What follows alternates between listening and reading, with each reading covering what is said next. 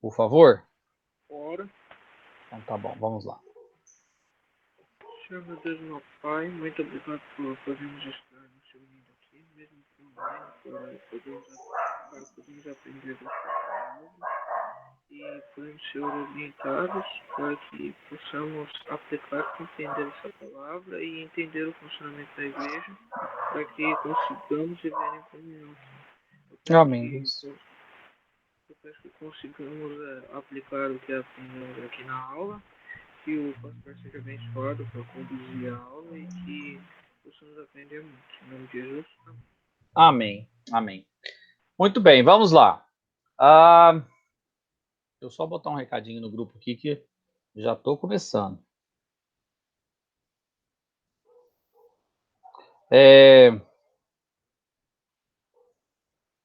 Tá gravando, Davi? Beleza.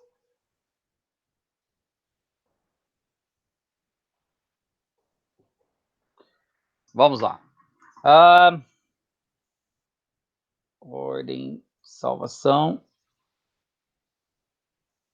Muito bem, vamos abrir a Bíblia lá em Romanos, capítulo 8, versos 29 a 30, ou 29 e 30. Pega a Bíblia. Romanos, capítulo 8, verso 29 e 30.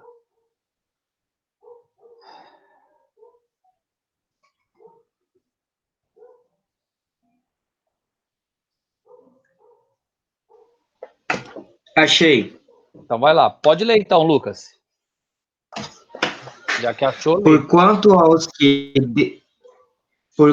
aos que em tem mão, conheceu também os predestinou para serem conformes à imagem de seu Filho, a fim de que ele seja o primogênito entre muitos irmãos.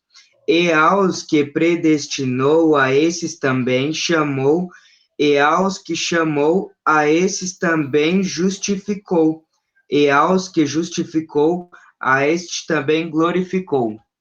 Muito bem. O que vocês entendem ou pensam ser a ordem da salvação?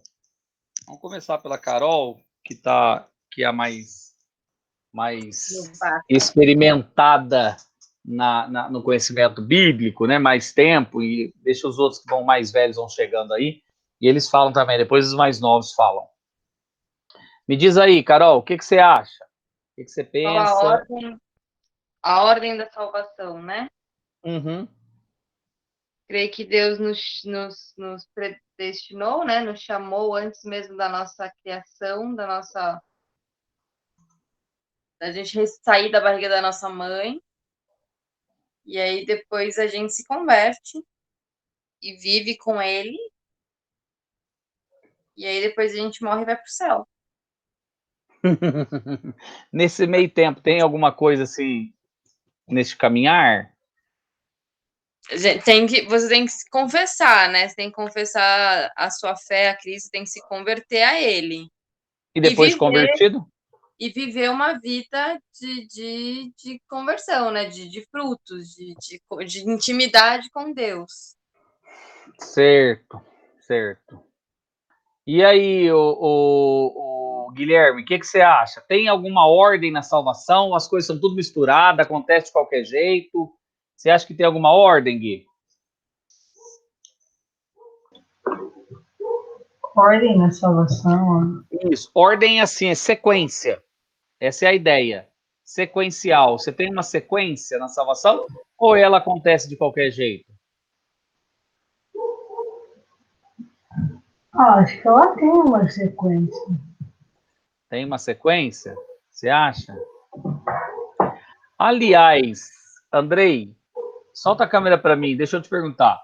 Você acha que é importante a gente entender que tem uma sequência na salvação? Na ordem de salvação? O que você acha, Andrei? Eu acho que sim. Por que será? Por que a gente não pode simplesmente pensar, Deus me salvou, então beleza, vou viver minha vida. Para que essa ordem de salvação? Para que sequenciar isso?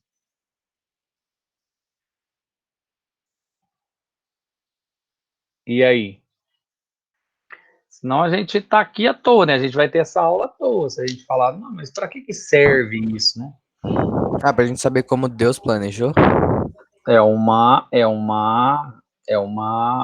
dedução boa. Saber como Deus planejou. Logo, se eu sei que é Ele que planejou, os processos que se seguem, Ele vai confirmar. Então, eu entendo mais quem é Deus nesse ato de me salvar, quando eu entendo, e que em momento que eu estou na história da salvação, da minha redenção, né? Já que é Deus que está me redimindo. Aliás, o que é redenção mesmo? O que é redimir? Cacá, me lembra aí que a gente já falou isso algumas vezes. É ir, né, no lugar do outro e sofrer junto com ele. Acho que alguma coisa assim. É um pouquinho diferente isso aí. Ir em algum lugar, mas aonde? Davi, ajuda ela. Redenção é uma coisa que eu gostaria que vocês guardassem para todo sempre. E aí? O que é? Ah, pastor, eu tinha anotado aqui. Achei, tá tentando achar. Isso, vai lá. Resgatar. Ir no lugar Resgatar. onde as coisas são ruins e pagar o preço. E isso não é exatamente isso que Cristo fez? Veio e veio no lugar onde o pecado tinha a sua repercussão, encarnou, pagou o preço e nos resgatou. Então, eu estou entendendo o meu processo de redenção, eu estou entendendo que Cristo me resgatou, logo, eu estou entendendo que isto tem uma ordem e que é Deus que está fazendo esta ordem em mim. Mas deixa eu perguntar uma coisa. Eu participo em algum momento desse processo de redenção? E aí? Guilherme, Guidinho, o que você acha? Você só pode perguntar só mais uma vez? Você participa, Guilherme, do processo de Deus te salvar, ou é ele que faz tudo sozinho e você fica só assistindo? Em nenhum momento. Eu acho que eu participo por causa do sacramento, porque testa minha fé. Boa, testar sua fé. Mas em qual momento... tudo bom, Bia? Tudo bem aí? Tudo bem, acabei de conseguir ligar o áudio. Legal. Você ouviu minha pergunta para o Guilherme? Você acha que a gente participa? Não ouvi. Você acha que a gente participa do processo de redenção? Não. Em nenhum momento? Não. Ó, leia. Sabe aquela pergunta sabe aquela pergunta que você faz lá para os seus alunos de inglês? Que você fala assim, ó, leia o enunciado? Aham. Então, olha a minha pergunta. Você acha que o homem participa do processo de redenção? Não, eu não estou perguntando conversão. Estou perguntando redenção. Você acha? Ah, pastor, não sei. Quando eu acho que eu sei, se eu pergunta de novo, eu não sei mais. A Tatiana tá gritando, a minha esposa está gritando lá da cozinha. O que é redenção? Ela não sabe que vocês acabaram de me falar, e é a terceira vez que eu estou falando. Vou continuar. Processo de redenção, quando começa a redenção? A gente precisa colocar isso na cabeça. Quando que Deus começou a me redimir? Quando?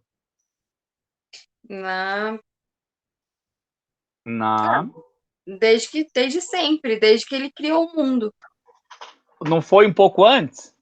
Foi um pouco antes. Foi um pouco antes disso, aliás. Foi na eternidade, o mundo nem existia, né? E fomos predestinados para a salvação, para a redenção, em Cristo Jesus. Legal. Quando você pergunta aí sobre se a gente tem participação na redenção, né? Pensando em resgate, pensando na ideia de resgate. Não. Não. A pessoa que é ferida, ela se deixa ser resgatada. Isso. E depois? Mas depois ela não faz absolutamente nada. Nada? Você não faz nada? Ela fica ali, ó, No rapel, pelo menos é isso. Você deixa amarrar a corda em você e você só vai, assim, ó. Mas e quando Deus já te trouxe, lembra do texto? Nos transportou do império das trevas, aqui a ideia de redenção, para o filho do reino do seu amor. Aí agora você tá. Quando é isso? É isso que nós vamos ver hoje. Quando é isso? Isso deixa eu só adiantar o expediente aqui, né? Adiantar a conversa. Isso é conversão. Isso é conversão. Quando a fé e o arrependimento, eles batem, e aí você nasce de novo, conversão. A partir daí, você é nascida de novo, você é uma nova criatura. E a nova criatura em Cristo Jesus, quando Deus... essa nova criatura em Cristo Jesus, ela é passiva ou não? Ela é... Não. Não. E é processo de redenção. Por exemplo, santificação, sermos trabalhados para a santidade, é processo de redenção. Sim. Não é? E nós participamos do processo de santificação de Deus? Sim, a gente vive para honra e glória dele. A gente passa a viver para isso, né? Isso. Buscando ser parecidos com Cristo para isso. Então você participa do processo de santificação? Acho que sim. Sim. Então você participa do processo de redenção? Sim. A pergunta deveria ser: em qual momento? Entendeu, Beatriz? De qual momento da redenção você está falando? Você está falando da eleição? Eu não participo. Você está falando da justificação? Eu não participo, que é totalmente pela obra de Cristo. Da regeneração? Eu não participo. Da conversão? Aí, para o espanto de alguns, eu vou falar. Também participo. E aí, aqui que a gente vai ver. Quando eu digo que nós fomos convertidos, é porque Cristo nos regenerou.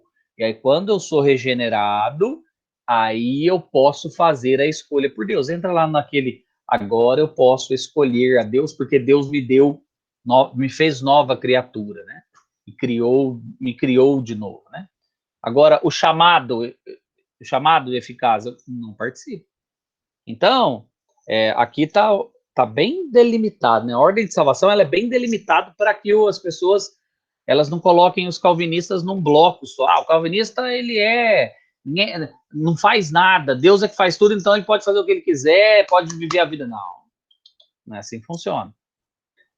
Então a gente vai ver que há uma ordem de salvação, e aí ela às vezes ela é mais lógica do que cronológica, mas ela existe e a gente precisa pensar um pouquinho nela e saber em que momento nós estamos dentro da ordem de salvação.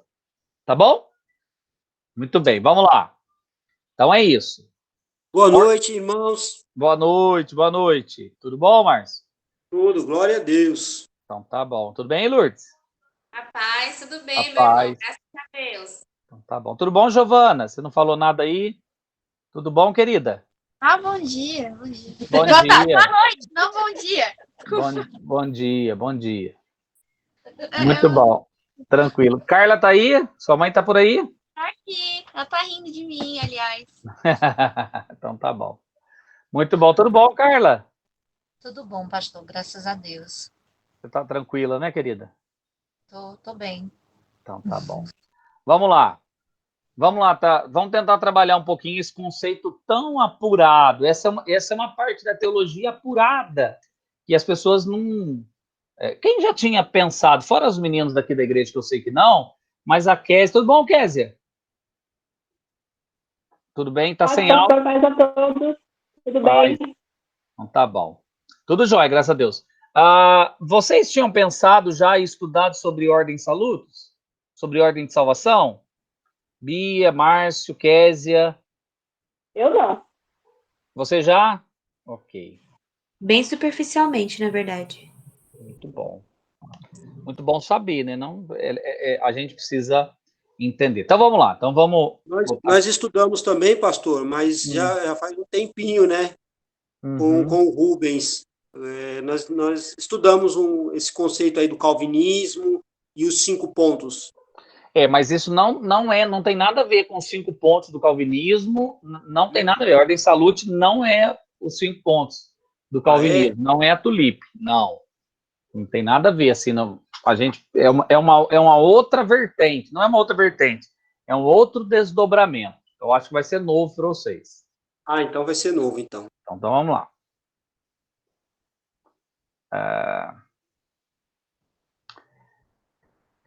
Ocultar.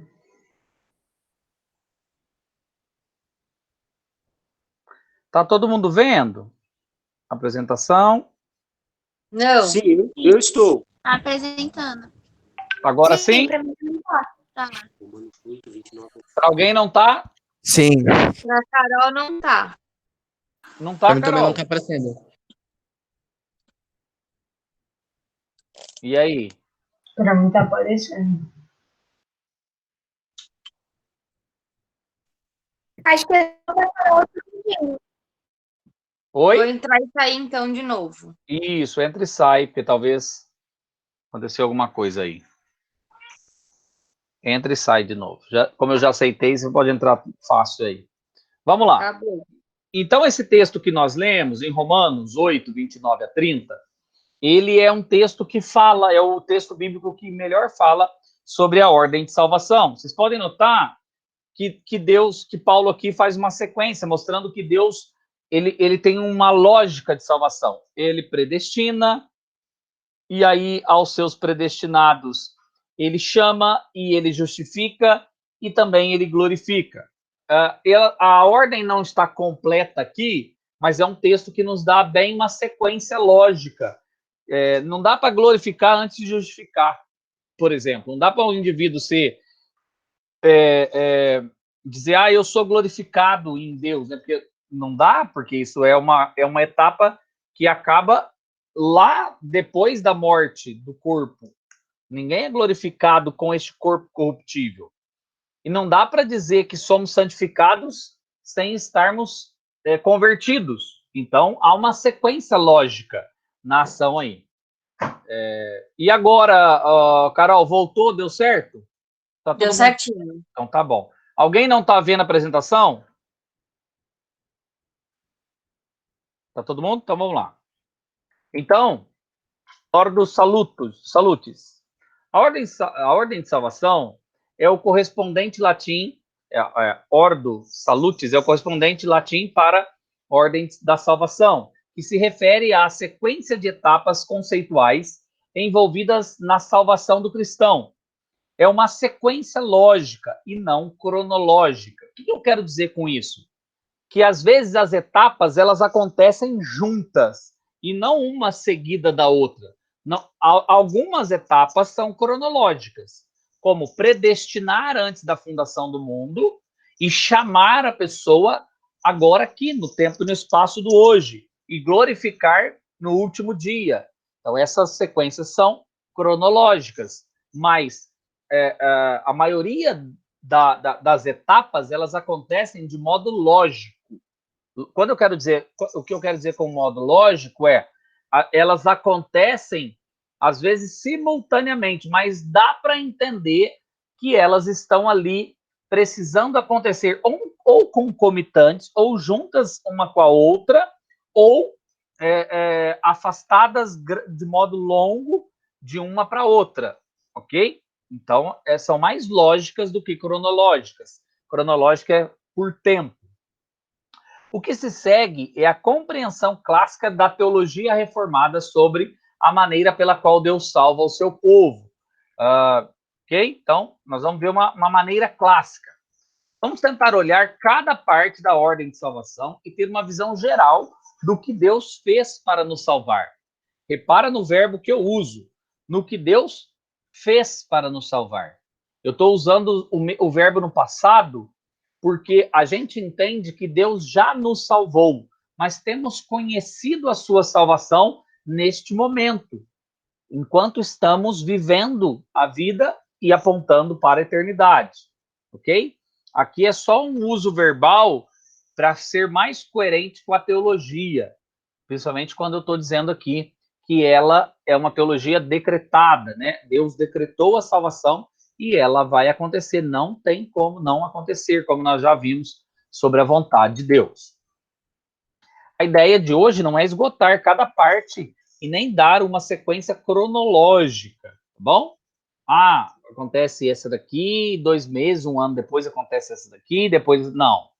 Mas mostrar o que Deus operou em nós e qual o caminho para o qual rumamos. É isso que eu quero que vocês tenham na sua mente hoje. Qual que é o objetivo da aula? Eu quero mostrar para vocês o que Deus já operou no nosso coração e qual é o caminho para onde nós estamos indo e quais são as etapas que se seguirão ainda na vida do cristão, tá bom? Então, é uma aula bem teológica, bem assim, do mundo teológico, mas que sossega o nosso coração. Quando você pensar em perder salvação, ou pensar em não alcançar a vitória sobre seus pecados, você vai lembrar da ordem de salvação que Deus está trabalhando em nós. Ok? Vamos trabalhar mostrando qual a ação, definindo-a e aplicando às nossas vidas. Então, essa é a ideia. Eu vou mostrar qual é a ação que Deus fez na história, que Deus faz na história, e quando o homem participa junto com Deus, isso é importantíssimo para a vida cristã, você entender em qual momento você está e que você está trabalhando com Deus, porque aí você se vê participando neste momento da salvação de outros irmãos, evangelizando e fazendo missões, você se vê com a responsabilidade de lutar pelo pecado, de lutar contra o pecado, né? Contra o pecado que habita em nós, né? Que está no nosso coração, no nosso ser aí, buscando nos tirar da presença de Deus. Então, essa é a ideia. Oi? Uma dúvida. Uma vez o Rubens ele tinha ensinado para nós, eu não sei se essa é a sequência. Nós estudamos a respeito do processo de regeneração, depois justificação, santificação e glorificação. É essa a ordem? A respeito desse assunto? Isso. Ah, então a gente viu um pouco. por cima, assim, um pouco. Legal. É porque você tinha falado da Tulip, né? Você tinha falado dos 5 pontos calvinistas.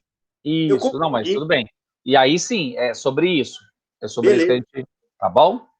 É sobre isso que nós vamos falar.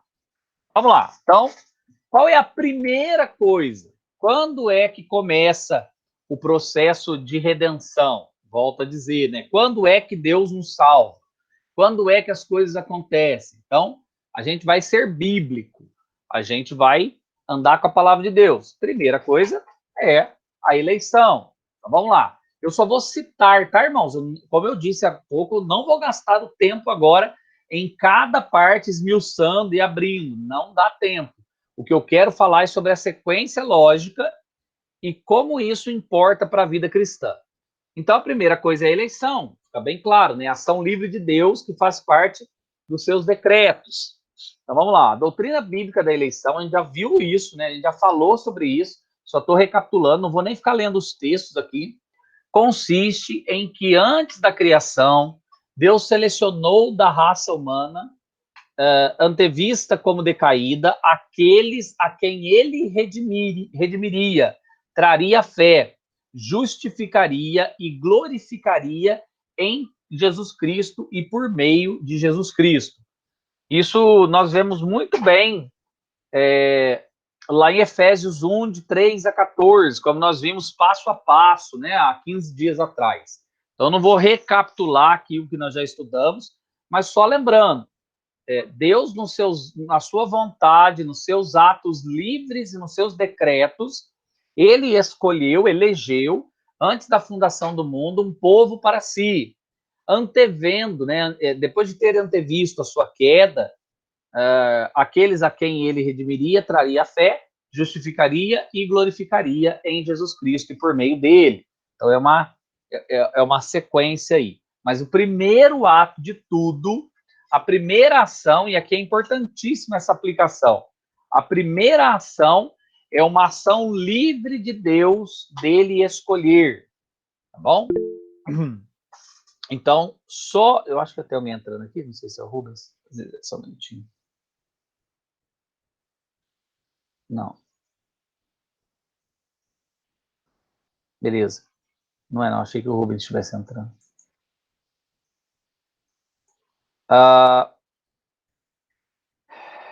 Então, como já vimos, então não vou debater de novo esse assunto. O Lucas completou na semana passada, dando aí aos irmãos os textos, né, que os arminianos usam para tirar o foco da ideia de predestinação, de eleição, mas espero que vocês tenham já começado a se inteirar sobre esse assunto. Então, primeira coisa é essa. Algumas aplicações diretas dessa verdade. A eleição, ela nos direciona a uma boa missiologia, né? Quando eu entendo que Deus tem um povo eleito entre as nações, eu posso ir fazer missão, porque eu tenho a certeza que Deus vai salvar o seu povo. Por exemplo, o Salmo 96 diz assim: cantai ao Senhor um cântico novo, cantai ao Senhor todas as terras, cantai ao Senhor, bendizei o seu nome, proclamai a sua salvação dia após dia. E o versículo 3 diz: anunciai entre as nações a sua glória, e entre todos os povos as suas maravilhas. Por que que eu posso, e eu sou impulsionado a fazer missão? Porque eu sei que Deus tem um povo para si. Se eu sei, eu só estou continuando trabalhando, né? Vou aproveitar o gancho aí, terminar o que a gente falou e passar. Se eu sei que é Deus que elege e que não há mérito nenhum em mim, deveria eu ter o coração voltado mais para Deus, voltado mais para Cristo, mais humilde, entendendo que a ação é dele em nos salvar. Adoração e conforto. Saber que Deus é um Deus que me guarda, saber que é um Deus que foi ele que escolheu, me gera adoração. Primeiro, porque ele me escolheu, e segundo, me gera tranquilidade e conforto. É ele que vai confirmar.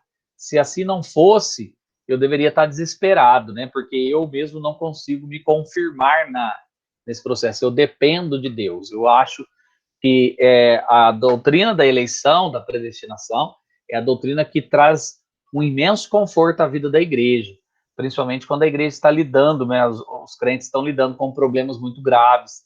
A eleição, ela nos garante que Deus é um Deus conosco, que Deus é um Deus que está trabalhando em nós, que é Ele que nos escolheu, sem mérito em nós, mas pela livre vontade dEle, Ele nos escolheu. O processo de santidade acontece. Deus... Oi.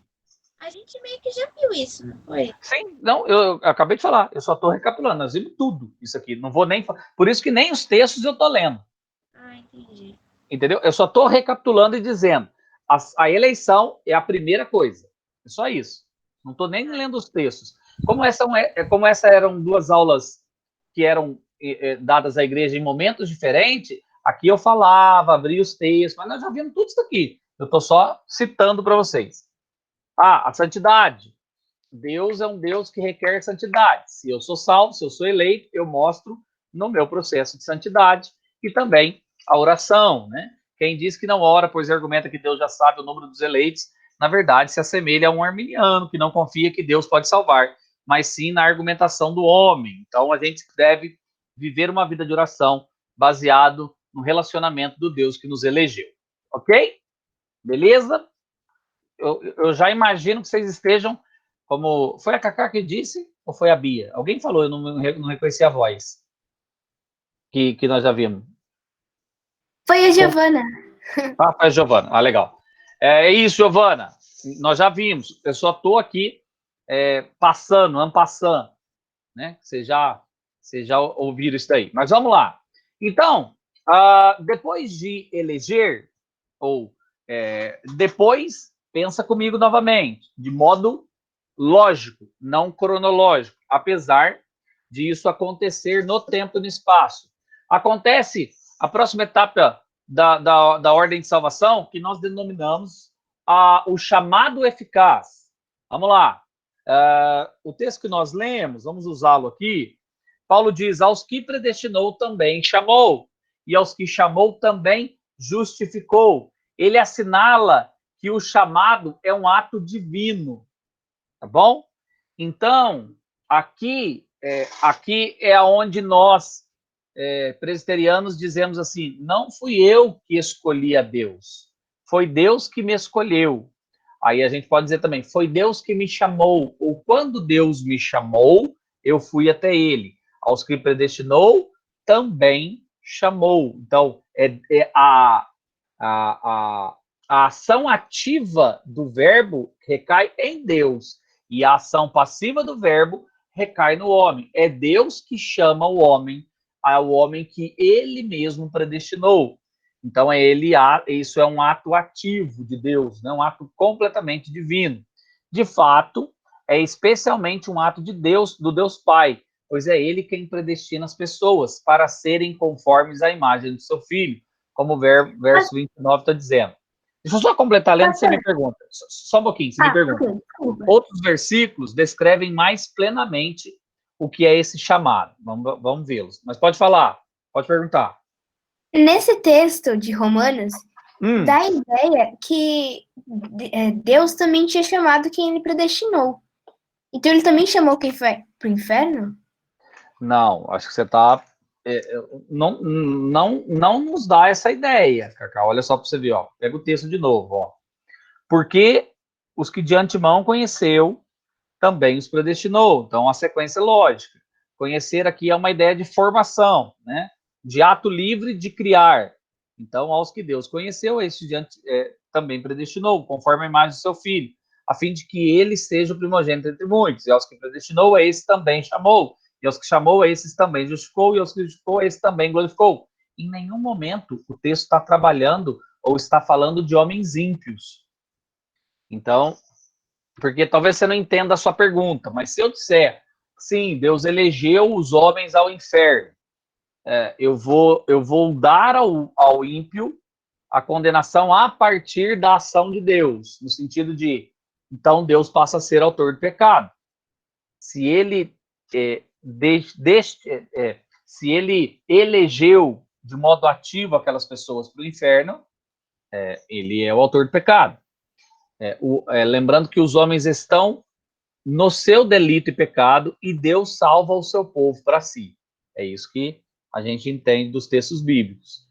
Aí entra aqueles dois termos que eu trabalhei, né? O contrário de eleição não é não eleição, é preterir, é não ir, é não agir em favor deles.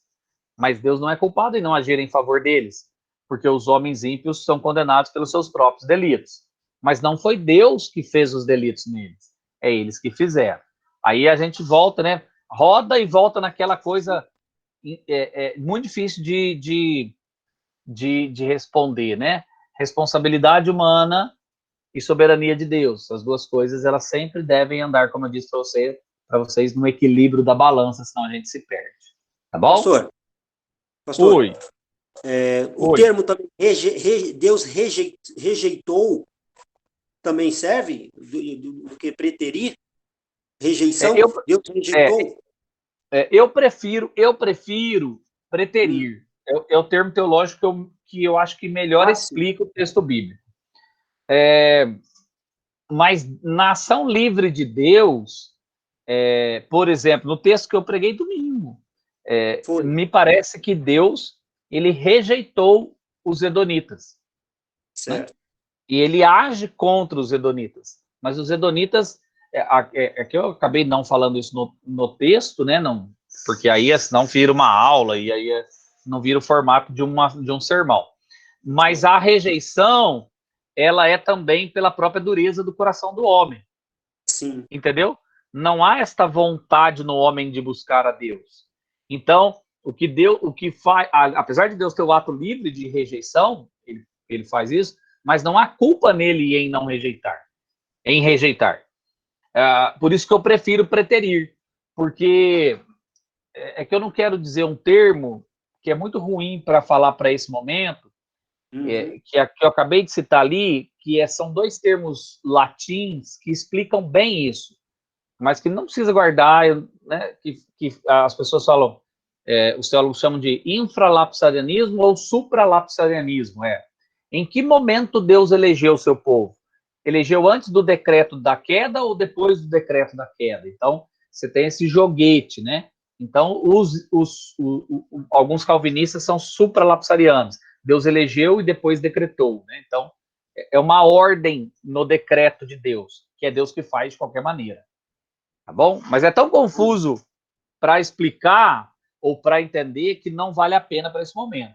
O que eu simplesmente estou querendo que vocês entendam, e aqui de modo bem claro, bem simples, né, para ficar mais, o que eu quero que vocês guardem a todo mundo é: o Deus que elege, que predestina, é o Deus que chama. E o homem não tem participação nisso. É isso. Ok. É só isso para o momento. Tá bom? Tá bom. Vamos lá. Vamos lá. Ó. Quando Deus chama as pessoas deste modo poderoso, ele as chama, como diz 1 Pedro 2,9, das trevas para a sua maravilhosa luz. Então, é essa troca, essa é uma outra. Império das trevas para o reino do Filho de seu amor é uma figura. Uma outra figura é das trevas para a sua luz. Ele as chama a comunhão com o seu Filho Jesus Cristo, nosso Senhor e para o seu reino e glória. Então, né, pensa comigo, sobre qual chamado eu estou falando. Chamado assim, a pessoa está andando, ô Guidinho, vem cá, deixa eu te chamar aqui para você fazer uma coisa para mim. Sobre isso que eu estou falando? Não. O que eu estou dizendo é que Deus coloca no coração do homem uma volúpia, uma vontade que nós denominamos de chamamento para a salvação, para um relacionamento com Cristo Jesus. É quando o homem tem a certeza de que lhe falta algo na vida. E isso, espiritualmente falando, no coração do homem, é o chamado de Deus à conversão, chamado de Deus ao relacionamento com Cristo Jesus. Ok? Preciso que vocês... Eu não estou lhes vendo, preciso que alguém me dê um feedback. Tudo bem, pastor? Toca aí, vai embora. Vocês estão entendendo. Vamos lá. Os indivíduos que foram chamados por Deus pertencem a Jesus Cristo. Okay? Então, Deus lhes chama para pertencer a Jesus Cristo. Eles são chamados para serem santos e vieram para o reino de paz de Deus. Vamos ler alguns textos? Vai lá.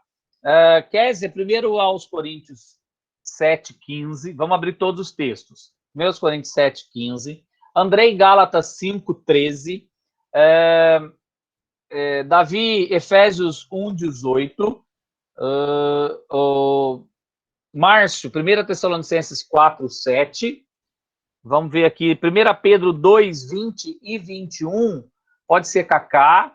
E Giovana, 1 Timóteo 6,12. Então, vamos lá. Então, nós estamos falando sobre o chamado de Deus, chamado à salvação. Então, Deus nos chamou aonde? Para quê? Para sermos santos. Vamos lá, 1 aos Coríntios 7,15. Quem é? Eu. Vai lá. Mas se o descrente se atacar, aparte-se, porque nesse caso, o irmão ou irmã não está sujeito à servidão, mas Deus chamou-nos para a paz. Isso. Há um reino de paz. Deus nos chamou para um reino de paz. Então, aqui você poderia colocar aí na entrelinha do seu esboço, Deus me chamou para paz com ele, para um reino de paz. Então, eu preciso guardar isso no meu coração. Nos chamou à liberdade, Gálatas 5,13.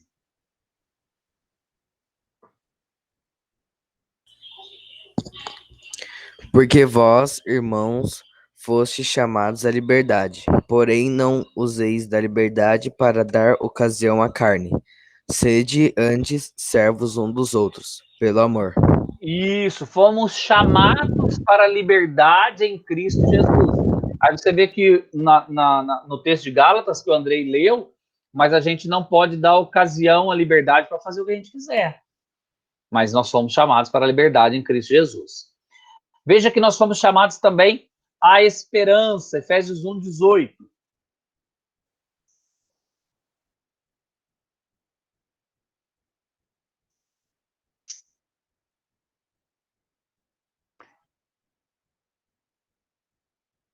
Isso, para a esperança do seu chamamento. Chamada santidade. 1 Tessalonicenses 4, 7. Porquanto Deus não nos chamou para a impureza, e sim para a santificação.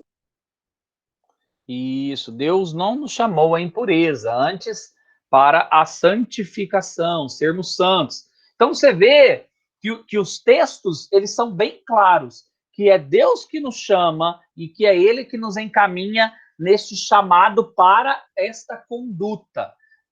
Aí a gente vai desdobrando, que parece que assim, eu sou eleito, sou salvo, vou para o céu, e que não tem nada neste miolo, né? Nesse inteirinho aí, não tem nada. Não, mas tem uma vida de liberdade, uma vida no reino de paz, uma vida de esperança, de santidade, uma vida que devemos suportar com paciência os sofrimentos. 1 de Pedro 2, 20 e 21. Tá. Pois que agora há sim pecando e sendo esbofetados por isso. O suportais com paciência. Se, entretanto, quantos patriarcais, o bem, sois igualmente afligidos e o suportais com paciência, isso é graças a Deus. Porquanto, para isso mesmo fostes chamados, pois que também Cristo sofreu em vosso lugar, deixando-vos exemplo para seguirdes aos seus passos. Muito bem, ó. Cristo sofreu em vosso lugar, deixando exemplo para seguir os seus passos. A ideia, nós devemos suportar com paciência, somos chamados ao sofrimento. Eu gosto desses textos que bate muito contrário a uma série de teologias, de movimentos modernos aí do dia de hoje, né, dos dias de hoje, que apontam para uma vida sem dor, sem sofrimento, o que não é verdade.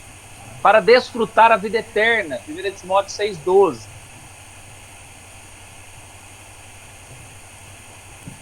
Quem é que vai ler 1 Timóteo 6,12? Quem? Giovana, tá aí, querida? Vai lá. Combate o bom combate da fé. Toma posse da vida eterna, para a qual também foste chamado e de que fizeste a boa confissão perante muitos testemunhos. Olha que interessante que Paulo está falando. Toma posse da vida eterna. Olha que interessante. Há esse jargão, né, no meio de alguns irmãos pentecostais que dizem: toma posse da bênção, meu irmão. Você não está tomando posse da bênção? Então Paulo está usando o mesmo jargão.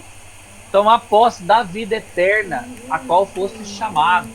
Então Deus nos chamou para a vida eterna.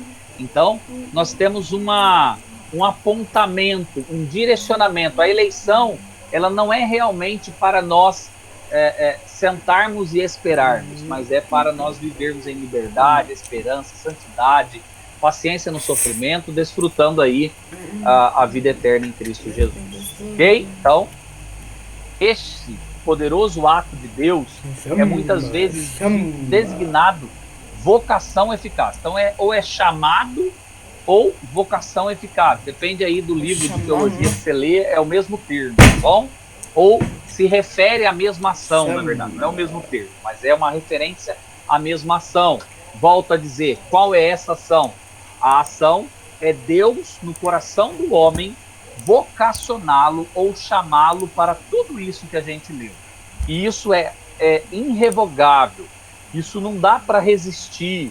Nós vamos fazer e vamos fazer com vontade, para distingui-lo do convite geral do evangelho que se dirige a todas as pessoas e que algumas rejeitam. Eu vou explicar isso aqui, peraí. Isso não significa que a proclamação humana do evangelho não esteja envolvida. Olha só para você ver. É bom fazer menção disso. Chamado eficaz ou vocação eficaz não é convite ao evangelho. Não é convite ao evangelho. Quando eu estou pregando lá, ou quando você está pregando com uma pessoa, evangelizando, você faz o convite ao arrependimento, que a gente chama o convite do evangelho, né? Dizendo à pessoa: você entendeu tudo o que eu acabei de dizer? Você compreende? Você entende o mal que você faz contra Deus, contra o mundo, contra si mesmo? Né? A pessoa entende. Você não quer se comprometer a uma vida de relacionamento com Cristo Jesus? É o que nós reformados chamamos de convite ao arrependimento, o convite do evangelho. Isso faz parte do processo de santificação, do processo de conversão. Que parte é essa da igreja? É a parte que a igreja evangeliza.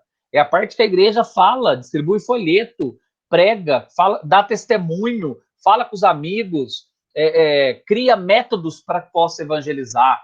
Agora, quem vai ser convertido? A quem Deus vocacionou de modo eficaz.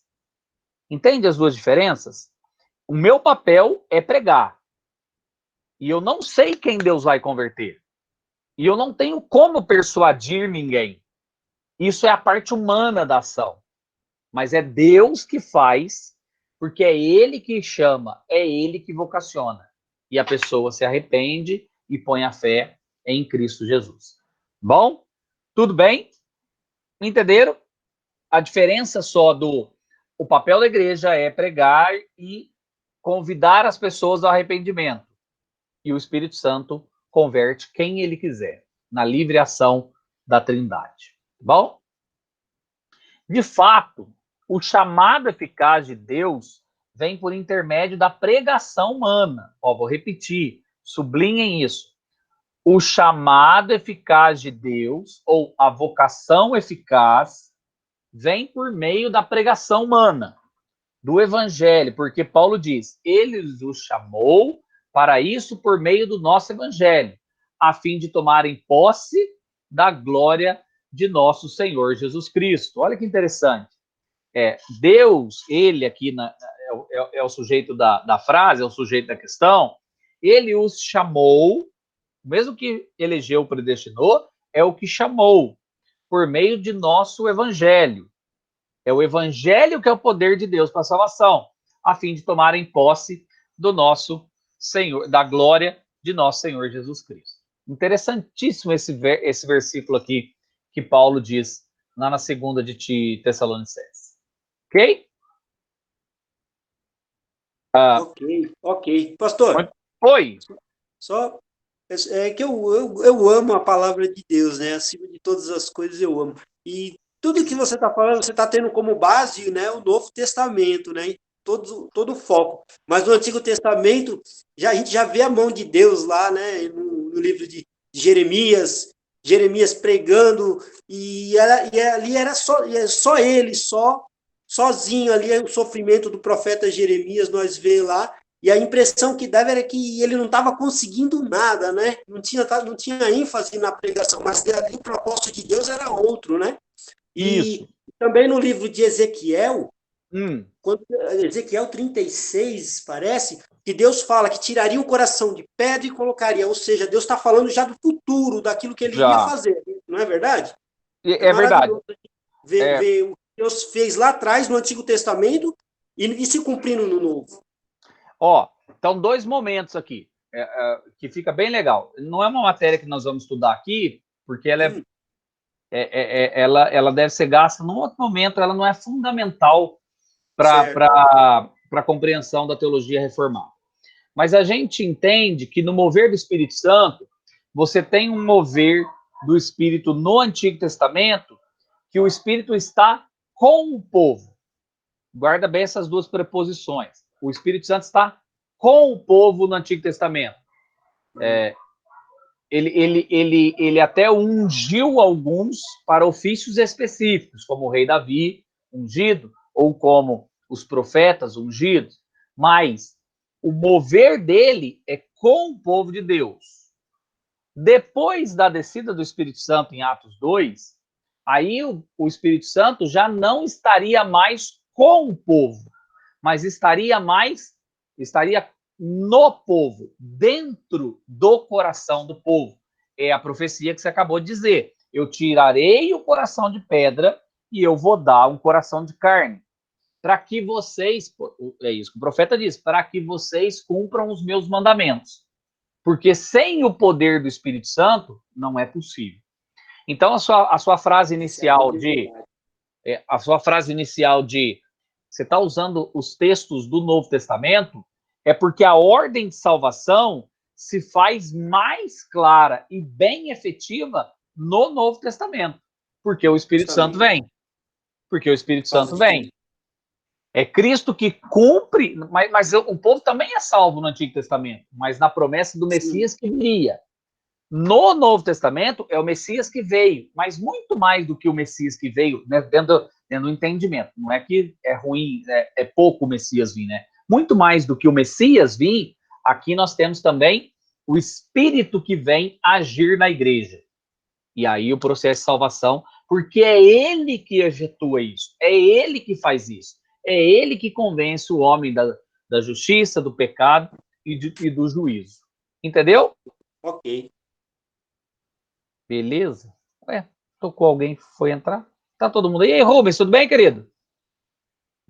Pastor, desculpa, é que eu fui ver que eu ia conseguir entrar por um dispositivo, mas eu já consegui por aqui. Desculpa. Nada. Tranquilo. Vamos lá, então, vamos continuar aqui.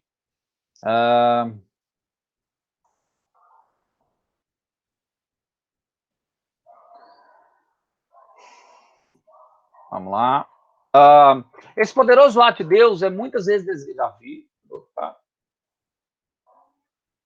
Naturalmente, há muitos que ouvem o chamado geral da mensagem do Evangelho e não respondem. Então, vamos lá, vamos pintar um quadro aqui. Você está lá na igreja, você está pregando,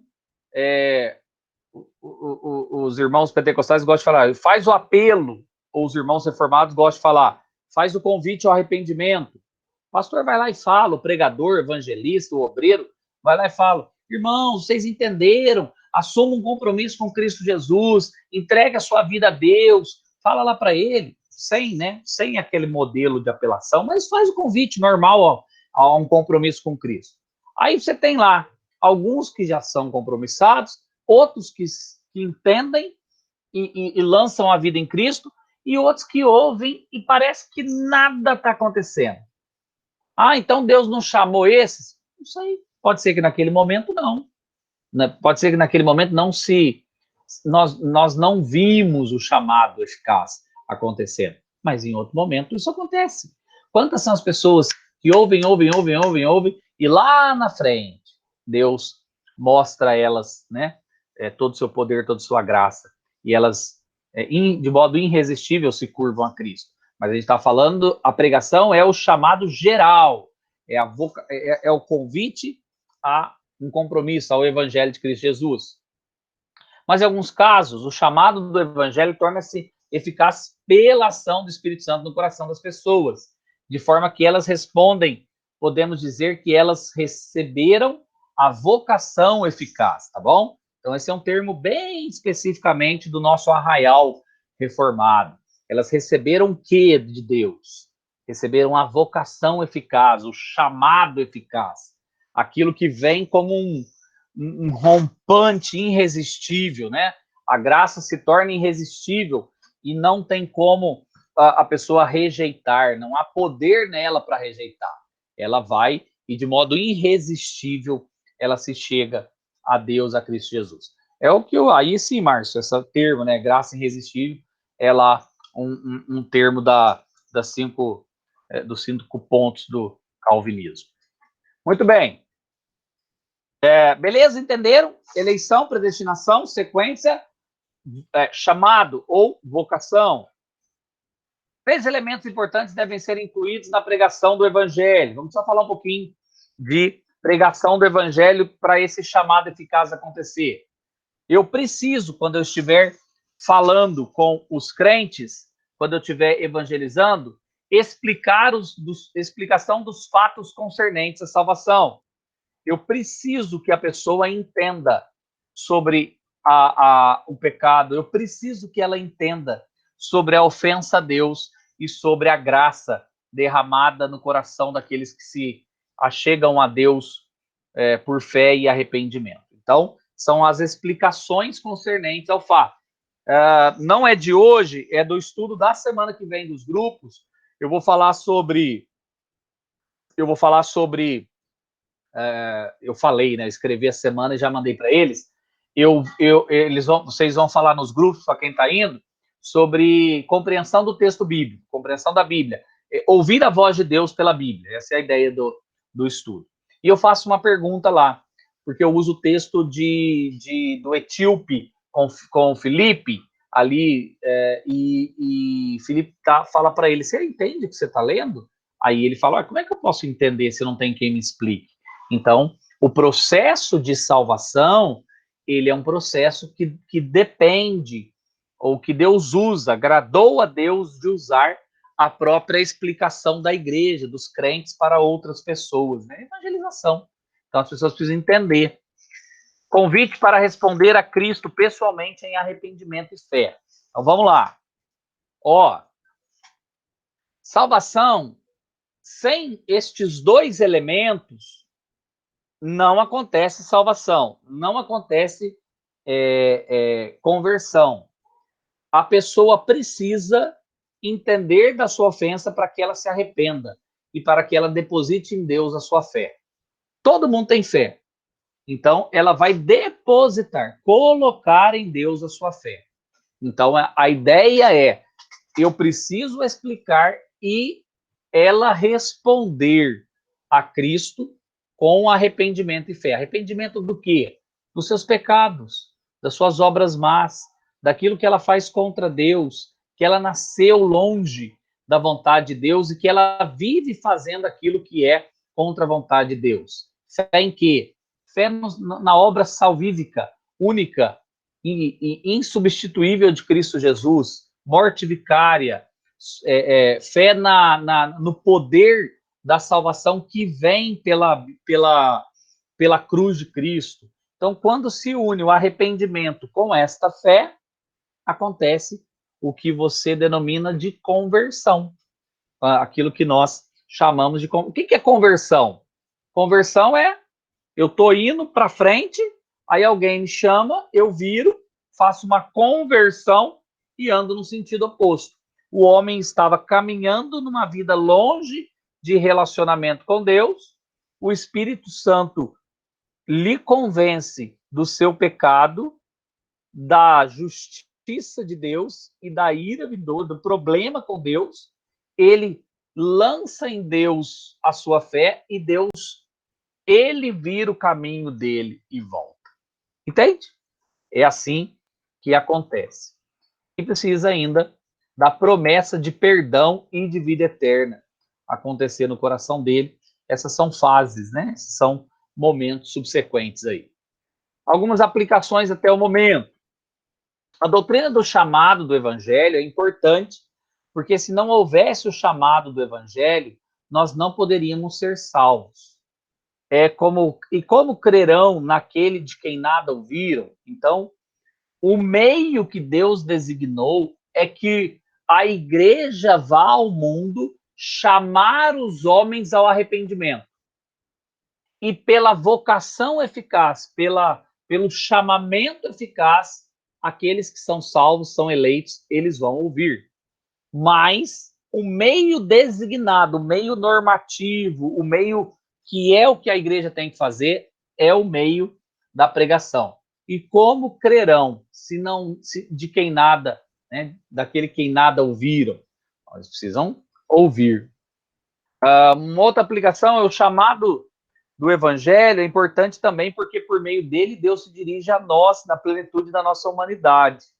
Ele não nos salva simplesmente de forma automática, sem procurar uma resposta em nós como pessoas completas. Ao contrário, no chamado do evangelho, ele se dirige ao nosso intelecto, às nossas emoções e à nossa vontade. Deixa eu só tirar aqui e eu olhar para vocês que eu quero... Caramba, eu tirei. Deixa eu perguntar uma coisa para vocês que vale bem a pena aqui. Alguém tem algum... Quer ver que a gente vai... Senão eu conto a minha experiência, né? Mas no processo de conversão, ou no ato de conversão, não vou falar processo, vou falar o ato nesse momento. O ato de conversão de alguns dos irmãos, vocês tiveram claramente o chamado eficaz acontecendo? A vocação eficaz, aquilo irresistível acontecendo nas emoções, no intelecto, na vida de vocês? Alguém tem alguma experiência para contar? Se não, eu chamo a Carla que está ouvindo e ela tem. Eu tenho. Eu vou te dar exemplos com as histórias deles, Cacá, e aí você vê se você teve também. Você teve, Bia? Sim. Você pode Na contar pra verdade, gente? posso sim. Na verdade, foi assim, quando eu entendi que, na verdade, eu não acreditava em Deus de forma alguma quando adolescente, fiquei muito cética. E aí, quando a minha irmã conversou comigo que eu tive esse estalo não foi, na verdade, que Jesus Cristo era Salvador e etc. O estalo foi assim: Deus existe e se Deus existe, eu vou pro inferno. E aí eu fiquei desesperada e comecei a frequentar uma igreja. E aí eu me lembro de que eu via as pessoas, né, quando acontecia o apelo, eu via as pessoas voltando, né, que existe o apelo de conversão e o apelo de reconciliação na igreja pentecostal. E aí eu via as pessoas indo lá na frente, né, e aí eu pensava assim na minha cabeça, eu não vou fazer isso nunca. Que humilhação, eu não vou passar por essa vergonha de lá na frente. Já tô indo para a igreja, ninguém precisa saber que eu tava toda errada na minha vida. E aí um dia eu estava na igreja da minha irmã, e aí eu me lembro que quem estava pregando era uma irmã muito simples. E ela explicou o evangelho de uma forma muito clara. E quando eu percebi, eu já estava lá na frente, de joelho, chorando horrores. E eu fui antes dela chamar. Eu fui antes dela fazer o apelo. Perdi completamente a vergonha. Quando eu percebi, eu já estava lá chorando, completamente rendida, completamente arrependida, exaltando a Deus, uma coisa que eu nunca pensei que poderia acontecer. E você nota, Beatriz, que tudo em você foi envolvido? Você, completamente. A partir daquele dia, depois que ela me explicou o evangelho, porque antes eu tinha uma noção muito, sei lá, muito pobre sobre isso, mas depois que ela explicou e eu entendi que aquele meu desespero de ir pro inferno, ele era freado em Cristo, eu fui lá pra frente. Falei, meu Deus, eu quero então, claro que eu vou. Muito bom. É interessante como as emoções, o intelecto, a razão, tudo da gente é vocacionado, né? É levado a esta graça irresistível. Carla, você tem uma história de não conseguir resistir também, né, querida? Todos nós, né? É que algumas são mais palpáveis. Quer contar de testemunho para essa turma? Eu vou dar oportunidade para a irmã dar o testemunho. Vai ser um prazer, pastor. Ela estava falando sobre o choro, né? Eu lembrei muito. Foi 9 de maio de 91, em torno de umas 8h30 da noite, uma quinta-feira. Eu não esqueço de nenhum detalhe. Mas, para quem não sabe, eu fui muito católica, né? Eu era beata mesmo. E minha conversão ela foi um processo um pouco longo. Eu lembro que eu fui visitar, eu assisti o culto da janela na Assembleia de Deus, e uma amiga minha que era catequista junto comigo na igreja me viu, e a partir desse momento ela começou a me evangelizar. Então ela foi uma pessoa extremamente dedicada no evangelismo. Então ela ia toda semana, deixava fita, deixava mensagem, ela se dedicou muito. E eu não queria Cristo, eu comecei a entender o plano da salvação nesse processo todo, que ela ia me evangelizar, e eu, como uma beata, eu não lia muita Bíblia, aí eu resolvi ler a Bíblia para debater com ela, né? E acabou que nesse inteirinho aí, eu comecei a entender que tudo que ela estava falando estava dentro da palavra, e eu tinha feito um caderno e comecei a anotar todas as minhas dúvidas para levar para o padre. E eu fui lá e perguntei para ele, né? Eu disse, olha, tem 20 questões aqui, eu queria que você me dissesse. E aí eu falei sobre idolatria, falava sobre a questão de Maria, né, ser virgem até hoje, e aí eu pedi para ele me explicar muita coisa, e ele não soube responder, falou que isso era uma tradição da Igreja Católica, e eu falei, então, a partir de agora, eu não fico mais aqui, né, porque a Bíblia, para mim, era fundamento, né, de vida, e eu tinha sede de Deus.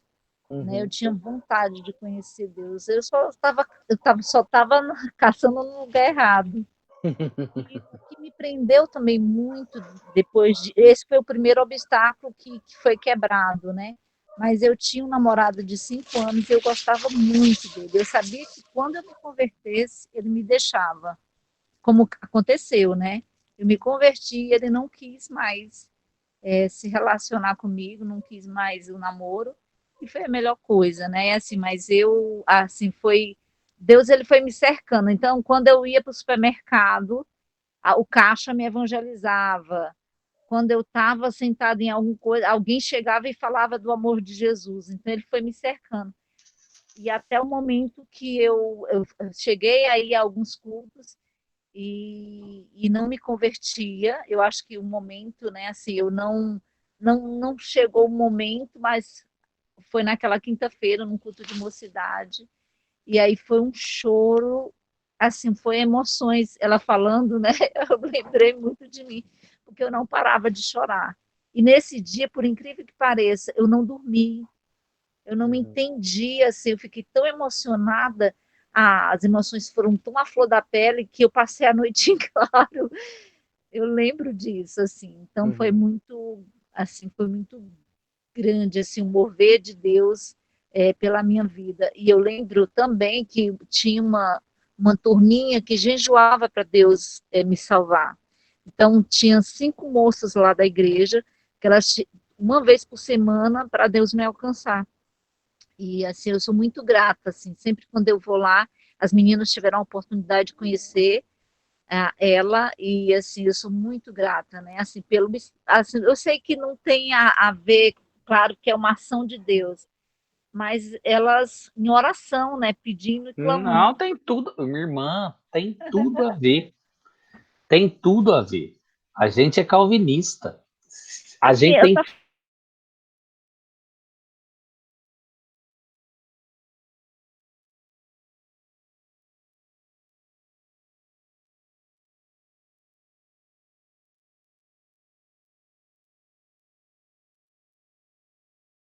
A turma tem que orar mesmo, porque Deus move o coração das pessoas. A gente tem que entender e a gente tem que clamar por conversão, por Deus mover os corações.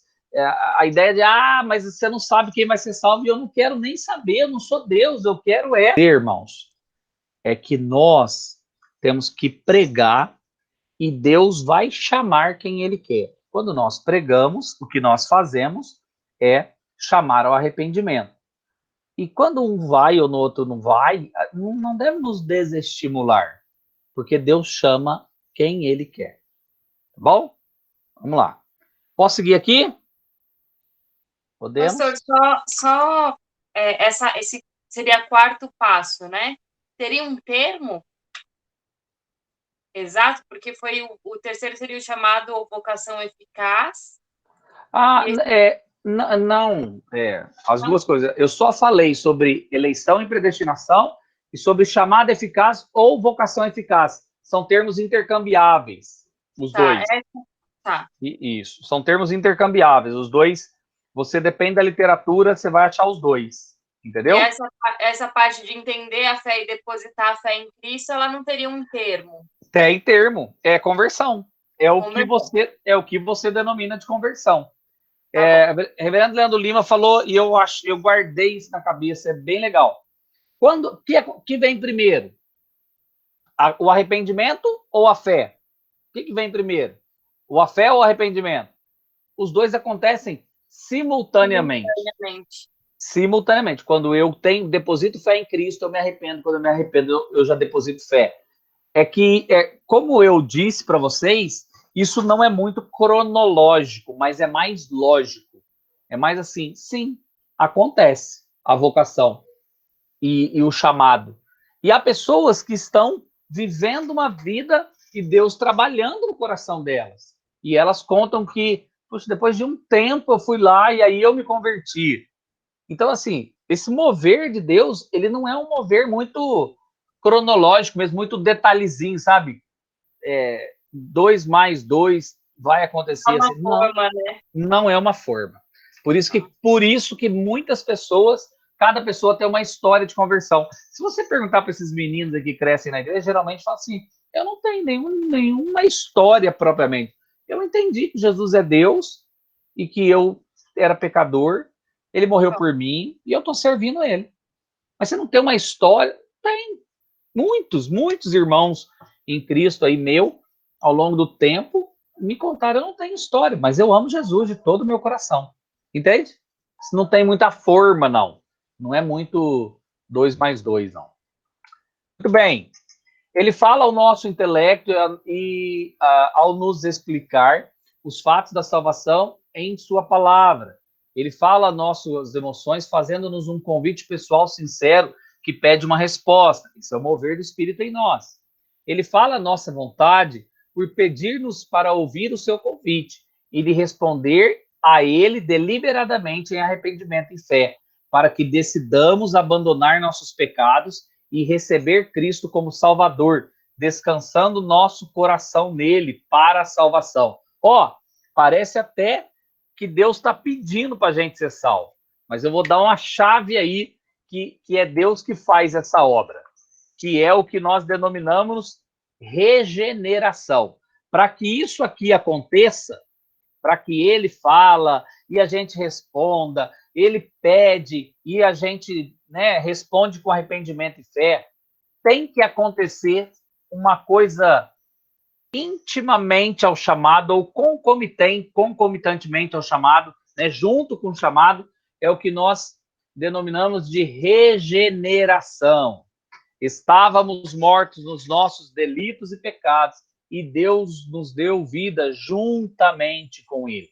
Sem regeneração, não há resposta natural do homem, não há poder no homem para responder positivamente sem antes estar regenerado, ou que a regeneração aconteça simultaneamente, Volto a dizer, a gente não sabe quando que acontece as duas, Mas eu preciso que as duas coisas aconteçam aí. Vamos lá, vamos tentar entender. Podemos definir a regeneração da seguinte maneira: regeneração é o ato secreto de Deus, pelo qual ele comunica nova vida espiritual, isto é, algumas vezes chamado de nascer de novo. Então, Deus comunica no coração do pecador, tira o coração de pedra, a profecia lá, e dá um coração de carne. Isso acontece com o chamado eficaz, com fé e arrependimento, e a regeneração é o ato secreto de Deus, é o poder de Deus que dá vida ao pecador. Isso precisa acontecer antes, frações de segundo, ou antes da resposta ao convite ao arrependimento. Sem ela, o intelecto não muda, as emoções não mudam, nada muda. Se Deus não regenerar, não acontece. Quer ver? Para usar a linguagem aqui, abre lá em João 3, de 3 a 8, é a história que nós conhecemos tão bem, de Jesus conversando com Nicodemos. Lembram-se da história? Nicodemos, um fariseu, doutor da lei, vai procurar Jesus lá na calada da noite e começa a falar para ele como que ele pode nascer de novo. Olha lá, ó. Tá todo mundo... Oi. É a Carla agora. Pode falar, minha irmã. Conversando aqui com a Giovana, a gente ficou com uma duvidazinha aqui. Primeiro, ou é simultaneamente, a conversão e a regeneração, é isso? É quase você não consegue definir ordem. Você quase não consegue definir ordem. Mas a regeneração, ela tem que anteceder todos esses. Entende? Tudo bem, então. Mas quase você não consegue definir ordem. Ordem no sentido de cronologia. Quem primeiro vem quem. Mas para que eu converta, eu preciso regenerar. Então ela tem que estar eminentemente antes ou acontecendo simultaneamente numa ideia de eu é que faço conversão. É Deus que dá essa capacidade. Entendeu? As coisas é como água abrindo na torneira. Quando abre, quando eu abro a torneira para que a água caia. e acontece quase que simultaneamente, não acontece? Acontece quase que junto. Isso. Mas eu precisei. Mas para que a água caísse, precisou abrir a torneira. Precisou da regeneração, senão não aconteceria. Entende? Entendi. A conversa de Nicodemos com Jesus mostra isso, numa linguagem mais bíblica. Ele diz assim, ó, observa lá, João 3:3. A isto respondeu Jesus: em verdade, te digo, que se alguém não nascer de novo, não pode ver o reino de Deus. Perguntou-lhe Nicodemos: como pode um homem nascer sendo velho? Pode, porventura, voltar ao ventre materno e nascer segunda vez? Respondeu Jesus: em verdade, te digo, quem não nascer da água e do Espírito não pode entrar no reino de Deus. O que é nascido da carne é carne, e o que é nascido do Espírito é Espírito. Não te admires de eu te dizer, importai-vos nascer de novo. O vento sopra onde quer, ouves a sua voz, mas não sabe de onde vem, nem para onde vai. Assim é todo aquele que é nascido de Deus. O que Jesus está dizendo para Nicodemos, principalmente no verso 5, é sobre regeneração. A ideia é, para que você nasça de novo, tem que nascer da água e do Espírito. Água, em João, principalmente, no Novo Testamento, é símbolo de arrependimento. A água é símbolo de batismo. E Espírito aqui é a obra, é o Espírito de Deus agir no coração do fiel para que haja novo nascimento. Entendeu? Então, a regeneração é o ato secreto de Deus no coração do fiel, do eleito, aliás, não do fiel ainda, mas do eleito, para que ele responda ao chamado eficaz, então ele nasça de novo. Entendeu?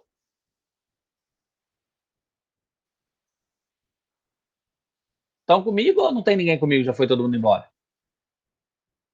Tranquilo. Então tá bom. Tá bom. Beleza. Então deixa eu só falar. A grande confusão na cabeça da gente muitas vezes vem porque a gente quer delimitar cronologicamente estas coisas. A gente quer colocar cronologia nessas coisas. Mas estas coisas são espirituais. E o que é espiritual se discerne pelo espírito. E o que é carnal se discerne pela carne. Então nós não conseguimos colocar cronologia nisso. Mas a gente entende que, e o que eu quero que vocês entendam, se não for Deus dar vida, regenerar o que é morto, não tem como essa pessoa nascer de novo. Se vocês entenderem isso, para mim tá beleza. Então, chamado de Deus com regeneração, me parece, eu entendo, apesar de não ser muito bom fazer isso, mas eu vou tentar ser didático. Uma ordem: eleição, predestinação, chamado, vocação, regeneração, novo nascimento. Tá bom? Podendo trocar vocação com regeneração. Mas eu acho que a vocação vem primeiro do que regeneração. Mas regeneração, com certeza, vem antes de novo nascimento. Aqui é uma ordem. Qual é a ordem? Você pode repetir? A ordem, na minha cabeça lógica, é eleição, predestinação, chamado ou vocação, podem colocar o que quiser, o termo, a regeneração e novo nascimento. Esta é a ordem. Ah, tá. Entendi. Mas regeneração e novo nascimento é a mesma coisa. Não é teologicamente a mesma coisa, mas elas acontecem quase que simultaneamente. Mas não tem novo nascimento sem regeneração. E a regeneração desemboca no novo nascimento. A regeneração é Deus regenerar colocar uma nova natureza, seria isso? É colocar a nova natureza. É um ato secreto de Deus de agir no coração do homem. Você sabe por que eu estou dizendo isso, Rubens? Porque, ao contrário do que muitas pessoas pensam, novo nascimento é algo que acontece com a ação do homem também. O homem responde a Deus, porque ele já deu a capacidade de responder na regeneração. Entendeu? Você, quando está indo lá na frente, dizendo assim, eu quero viver uma vida com Cristo, é o que a Beatriz falou, eu quero isso para mim. Isso é a resposta que ela deu. Isso é por conta da regeneração. Assim, do que eu entendo, corrija se eu estiver errado, é o seguinte, é necessário, eu acredito também que a regeneração ela deve preceder tudo, até propriamente a fé. Para a gente poder responder a Deus, a gente tem que ser regenerado. Com certeza. Coríntios diz que os que são da carne não entendem as coisas, o homem natural não compreende as coisas de Deus porque são discernidos espiritualmente. Sim. O meu entendimento seria, Deus vem, uma obra soberana dele, nós não temos participação nenhuma na questão da regeneração, é absolutamente dele, regenerou o nosso coração. Aí a gente temos, então, aí, se pode dizer assim, capacidade de ouvir o chamado dele, de responder com fé. Isso, aí é conversão. É exatamente isso. É exatamente isso. Mas o chamado dele, que é o chamado eficaz, acontece também pela livre vontade dele. Sim. O homem não tem como rejeitar esse chamado. Não, o homem, eu entendo assim, né, que o homem em si, ele não participa em nada. A única coisa que o homem em si, ele responde com fé, que é uma fé que Deus já deu. A única coisa que o homem ele faz, ao meu entendimento, é o pecado. Ele peca, Deus regenera o coração dele, daí então ele tem uma capacidade, Deus concede essa capacidade dele poder responder Isso, da maneira que Deus quer. Isso, a partir daí, que é novo nascimento, ele participa do processo. A partir daí, quando ele responde com fé e arrependimento, ele começa a participar do processo. Aí o homem anda com Deus. Aí sim, beleza. Mas é isso mesmo. Mas deixa eu falar uma coisa para você. Tem muita briga aqui, viu? A gente não sabe de certinho o que é o que, quando é o que, quando. Tem muita briga nesse meio tempo de vocação, chamado, regeneração. Oi? Vocês também trabalham com o termo adoção? Adoção. Aí somos adotados. Aí, por quê? Calma que eu ainda não compliquei. Vai complicar mais ainda, porque tem outro termo que precisa entrar aqui. Justificação. Para depois ser adotado. Isso. Né? Porque só somos aceitos depois da justificação. Isso. Até ser justificado. Tem que ser imputado em nós. Isso. Sem justificação, nós continuamos perdidos. Continuamos inimigos. Aí vamos lá. Mas é isso. Tudo bem, irmãos, até aqui? Pastor, então, eu entendi essa parte. Para ter a pessoa se converter, Deus precisa agir no coração dela. Por isso que ele vem primeiro. Isso. É isso aí. Beleza? Então tá bom. Alguém? Kézia, Bia, Cacá, Carol, Lucas, Guilherme. Alguém com dúvida? Andrei? Ninguém com dúvida? Eu gosto desse povo, tudo crente já. Oi. Ninguém com dúvida? Não. Oi, Kézia. Não, pastor, por enquanto não. Estou absorvendo. Mas deixa eu falar. É muito tranquilo, viu? Assim, muito tranquilo eu digo.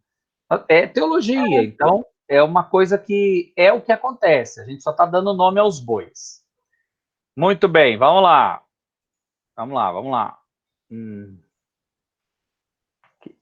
Opa. Quantas horas aí? Só para eu saber. Meu Deus, o tempo voa. Então, podemos definir como ato secreto. A regeneração, é totalmente obra de Deus. Não tem participação do homem.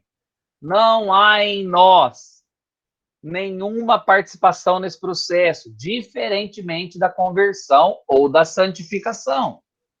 Na conversão, o Rubens usou o termo ali que é bem colocado. Deus nos deu o dom da fé e nós respondemos com esta fé. Mas é porque Deus já deu. Se Deus não tivesse dado, nós não teríamos capacidade. João 1,13 diz, os quais não nasceram do sangue, nem da vontade da carne, nem da vontade do homem, mas de Deus. Então, a conversão acontece por vontade de Deus, mas o homem responde com a fé, que Deus mesmo é que deu para ele. Pela graça sois salvos mediante a fé, isso não vem de vós, é um presente de Deus, é um dom de Deus. Ok? Então, regeneração é um ato livre, é um ato totalmente livre de Deus que nos capacita a conversão. Temos papel passivo na regeneração. Tiago 1,18, abre lá. Temos papel passivo na regeneração. Tiago 1,18. Pois segundo o seu querer, ele nos gerou pela palavra da verdade, para que fôssemos como que primícias de suas criaturas. Pois segundo o seu querer, ele nos gerou.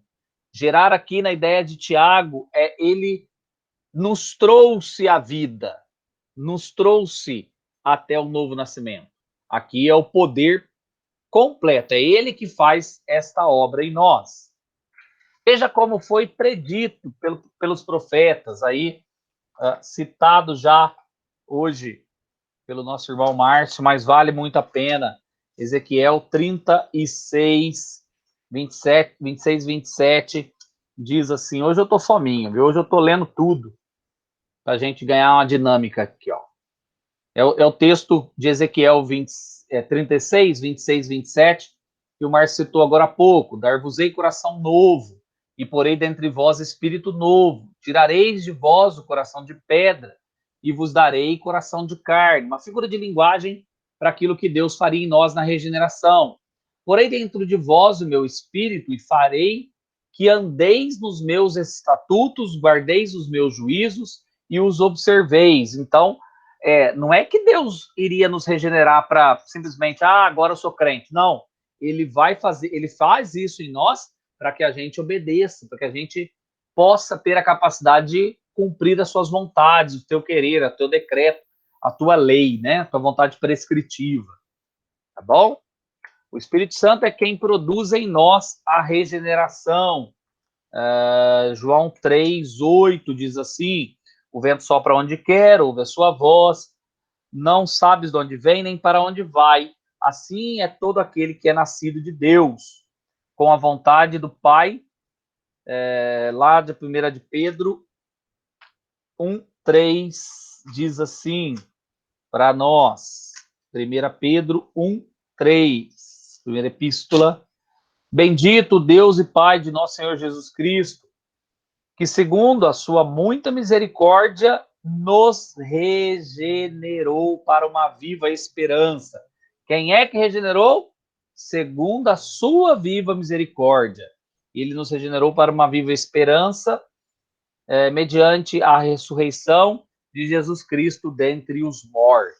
Então, nós só temos a capacidade de conversão, de sermos convertidos, porque Deus nos regenerou, porque Deus nos deu a vida juntamente com Cristo.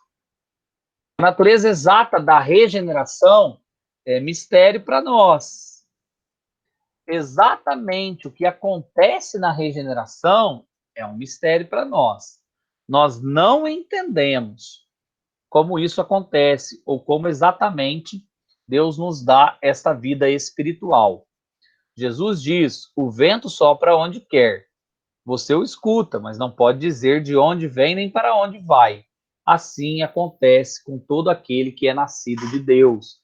É um ato misterioso e único de Deus, ok? Toda a escritura caída, toda a estrutura, caída em nós é regenerada. Eu gosto muito desse versículo porque ele nos mostra a ideia de regeneração, de nascer de novo, de fazer nova criatura. O Rubens acabou de colocar ali, dizendo isso. O texto de 2 Coríntios 5:17. Abre lá. 2 Coríntios.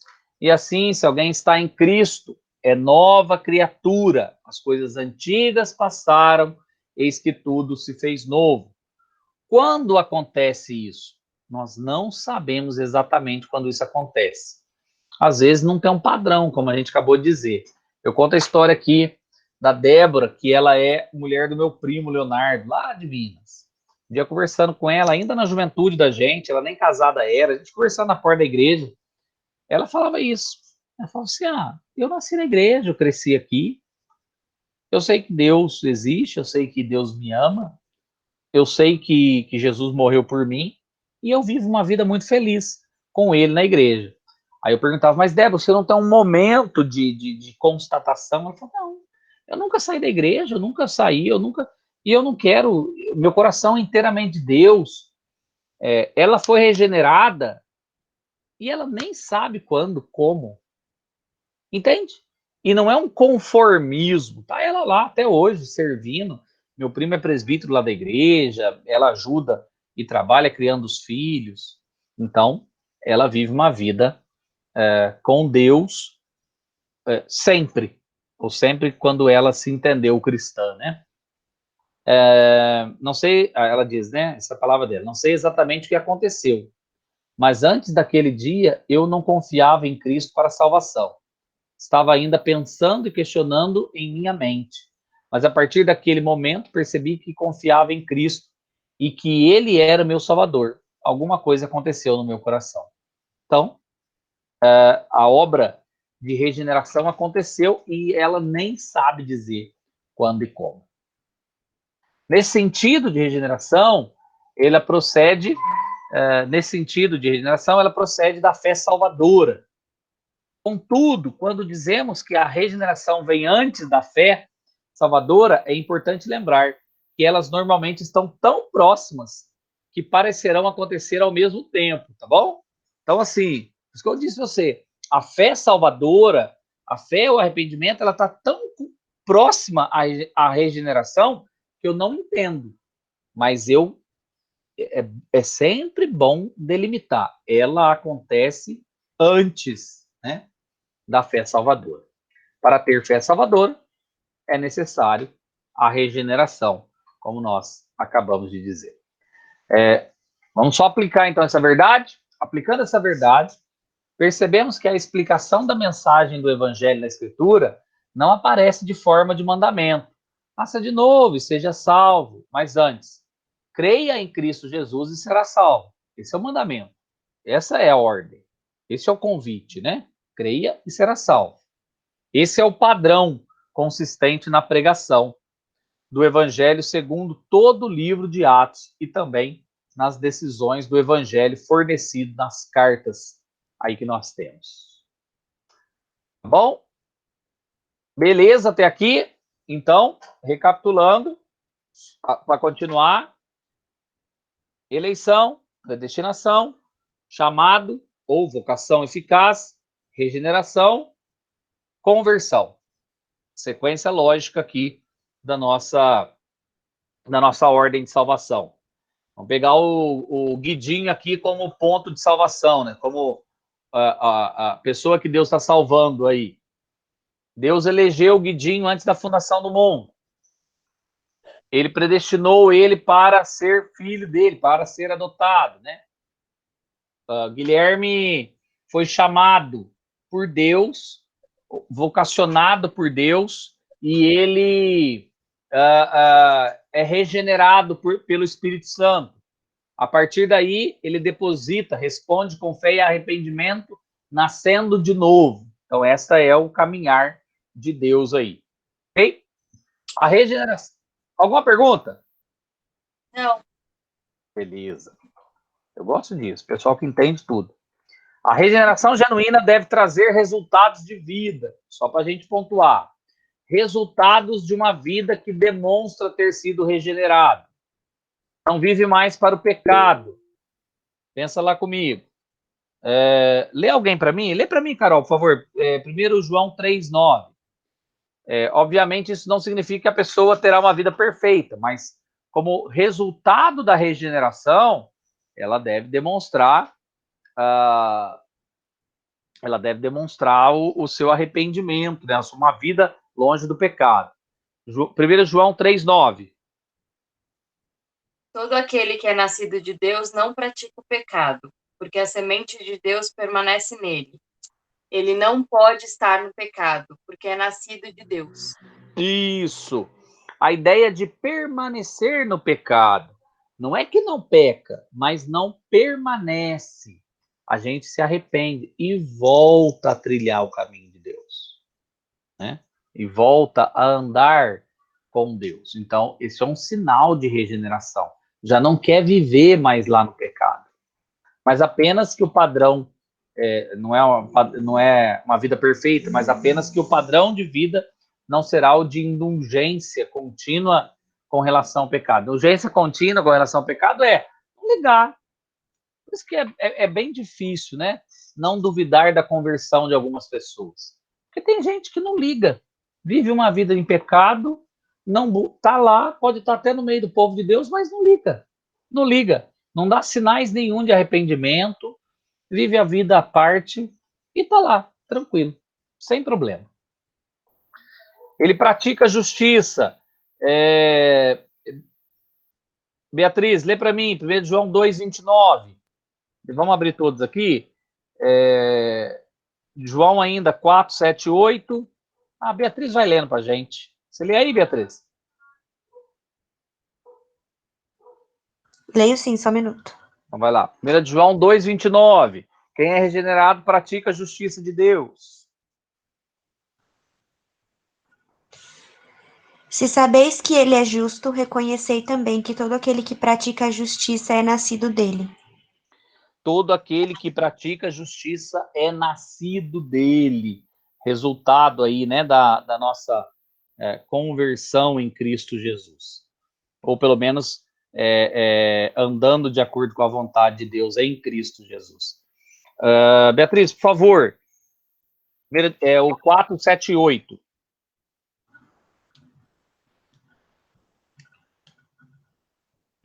Amados, amemo-nos uns aos outros, porque o amor procede de Deus, e todo aquele que ama é nascido de Deus e conhece a Deus. Aquele que não ama não conhece a Deus, pois Deus é amor. Aquele que não ama não conhece a Deus, porque Deus é amor. Muito bom. Aquele que não ama não conhece a Deus, porque Deus é amor. É um resultado de nascer de novo em Cristo Jesus. Ele vence o mundo, 5, 3 e 4.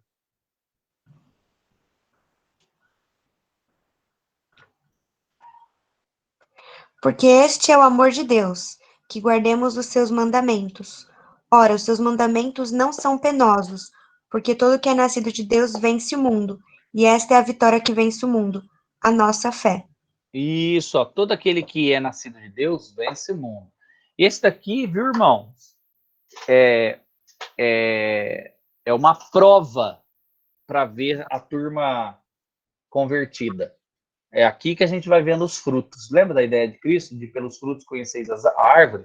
Então você vai ver praticar a justiça, amar a Deus e ao próximo, né? Acima de todas as coisas, vencer o mundo, não andar de acordo com as vontades do mundo, vencer o maligno, 4:4.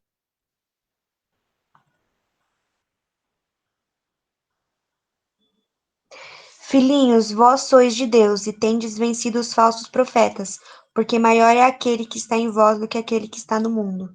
O 5:18, Beatriz. Verso 5?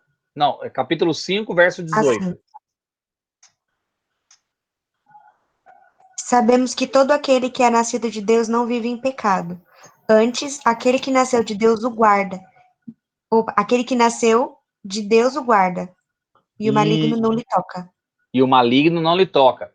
Lhe tocar aqui, no contexto da primeira epístola de João, não é não fazer mal no sentido de não ter problema nenhum, viu? Tipo assim, o que aconteceu com Jó não acontece comigo. Não é isso, não. A ideia aqui é perder a salvação. É perder aquilo que Deus nos deu. Tocar é tirar aquilo que Deus nos deu. E aí, João está falando, aquele que tem a Cristo, aquele que tem o Pai, o maligno não lhe toca, não tira. Podemos ainda constatar o fruto do Espírito: paz, amor, alegria, paz, longanimidade, benignidade, bondade, mansidão, domínio próprio, aquilo que Gálatas 5, 22 e 23 nos traz, né? Aqui são são resultados de uma pessoa que vive para ou pelo Evangelho de Cristo Jesus. Beleza? Tranquilo? Muito bem, deixa eu parar de apresentar, vamos trocar ainda uma ideia, e ainda eu vou voltar nisso na semana que vem. Muito bem, olha só. Então eu vi metade da ordem de salvação. Qual é a parte que eu vi até o momento? Mais ou menos metade, né? Uma pessoa, ela é eleita por Deus, predestinada por Deus. Chamada por Deus, vocacionada por Deus. Regenerada por Deus, convertida por Deus. Todas obras exclusivas de Deus. Sendo que a partir da conversão, ela começa a responder a Deus. Então, ela é eleita, predestinada, chamada, vocacionada, regenerada e convertida. A partir da conversão, vai ter um ato na conversão dela, que aí eu vou iniciar com ele na semana que vem, que também é feito por Deus, que eu falei com o Rubens, que eu não entrei agora, que aí vai acontecer algumas outras coisas, que é justificação, adoção, santificação e glorificação. Mas isso são 4 etapas para a semana que vem. Ok? Então essa é a ordem de salvação. É o que Deus faz no coração de todo aquele a quem ele chama. Pegou lá, deixa eu pegar alguém que Deus quer salvar hoje, o Gabriel. Aliás, por que vocês não abrem a câmera? Eu tenho uma raiva, vocês trabalham tanto no meu coração. Só você e o Guilherme, vocês trabalham tanto no meu coração. A minha internet tá ruim demais, se eu ligar, cai tudo. Não, tranquilo. Eu tava comendo. Isso. Não come, deixa eu ver você comendo, eu gosto de ver a sua boca mastigando. Não trabalha no meu coração, senão. Isso, Márcio. Só um sorriso bonito aí, ó. Beleza. Irmãos, deixa eu falar uma coisa. Até este momento de agora, eu entendi que a obra, ela é de Deus. Ainda, eu deveria ter acabado, na verdade, com justificação.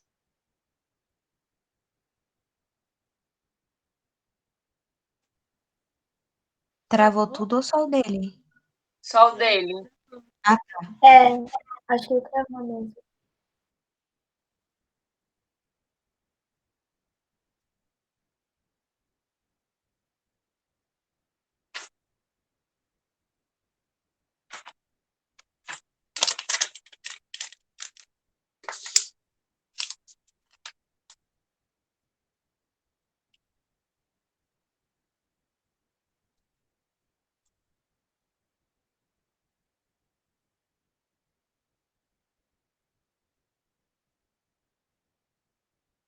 Tá bom. Beleza, agora é a hora dos comerciais, galera.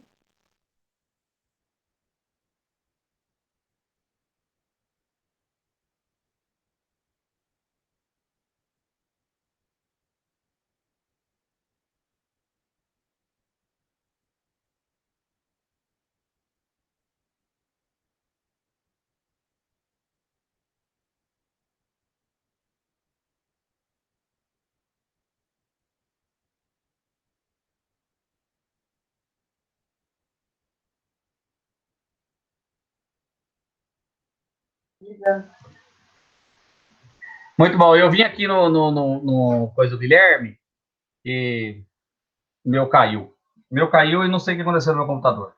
Só nos dele, ou seja, na internet da minha casa é alguma coisa do meu computador.